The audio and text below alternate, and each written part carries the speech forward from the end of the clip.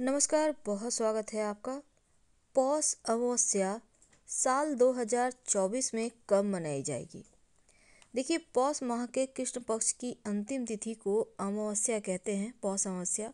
और पौष अमावस्या में ही धनु संक्रांति आती है और सूर्य के धनु राशि में प्रवेश करने पर खरमास भी शुरू होता है।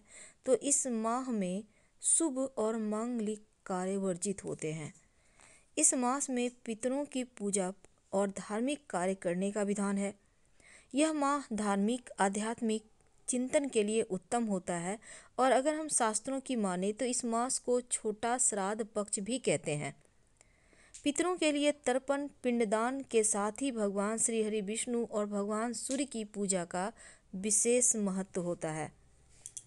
तो पौष अमावस्या के दिन कुछ कार्य हैं जो भूलकर भी नहीं करनी चाहिए। रात में कहीं अकेले बाहर नहीं निकलना चाहिए क्योंकि इस अमावस्या को सबसे काली रात मानी जाती है। इस दिन गरीबों का अपमान ना करें, दूसरे के घर का भोजन ग्रहण ना करें और तुलसी और बेलपत्र भी भूलकर भी मत तोड़ें। इस दिन मांस मदिरा और तामसिक भोजन का त्याग करें तो उत्तम है। शुभ मुहूर्त क्या है? तो पौष माह की अमावस्या तिथि बुधवार 10 जनवरी 2024 को मनाई जाएगी। 10 जनवरी की रात 8:11 पर शुरू होगा और 11 जनवरी की शाम 5:27 पर समाप्त होगा। स्नान दान की अमावस्या 11 जनवरी को मनाई जाएगी और रात की अमावस्या 10 जनवरी को।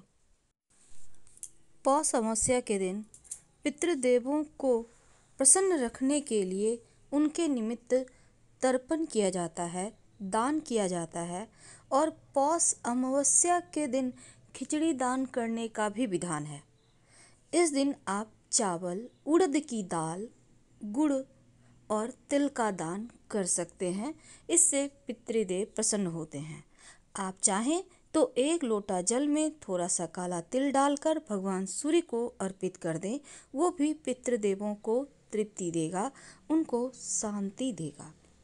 तो भगवान सूर्य के लोटे में तिल डालकर ही अर्पित करना है इस अमावस्या तिथि के दिन। दूसरा, अगर आपको लगे कि पितृदोष प्रबल रूप से परेशान कर रहा है, तब शाम के वक्त घर के मुख्य दरवाजे के बाहर, जब आप घर से बाहर निकलते हैं तो आपके बाएं हाथ साइड और जब आप घर के अंदर आते हैं तो दाहिने हाथ की तरफ घर के मुख्य दरवाजे से बाहर एक सरसों के तेल का दिया शाम के वक्त जला दीजिएगा। ऐसा करने से पितृदेवों के रास्ते में जो अंधेरा है वो छटता है, रोशनी होती है और वो आपको आशीर्वाद देते हैं। लेकिन कुंडली में अगर पितृदोष है, अब पितृदोष के बहुत सारे लक्षण होते हैं, जैसे घर में तरक्की नहीं होना, नौकरी व्यापार में वृद्धि नहीं होना, संतान प्राप्ति में समस्या, विवाह होने में समस्या, घर नहीं बस रहा, बहुत तरह के टेंशन हैं जो पितृदोष के लक्षण हैं। अगर कुंडली में ऐसा दोष हो तब अमावस्या तिथि के दिन 1 लोटा जल में थोड़ा सा कुसा घास डालकर पास के शिवजी के मंदिर में जाइए और शिवलिंग पर अर्पित कर दें। पितृदोष की शांति हो जाती है।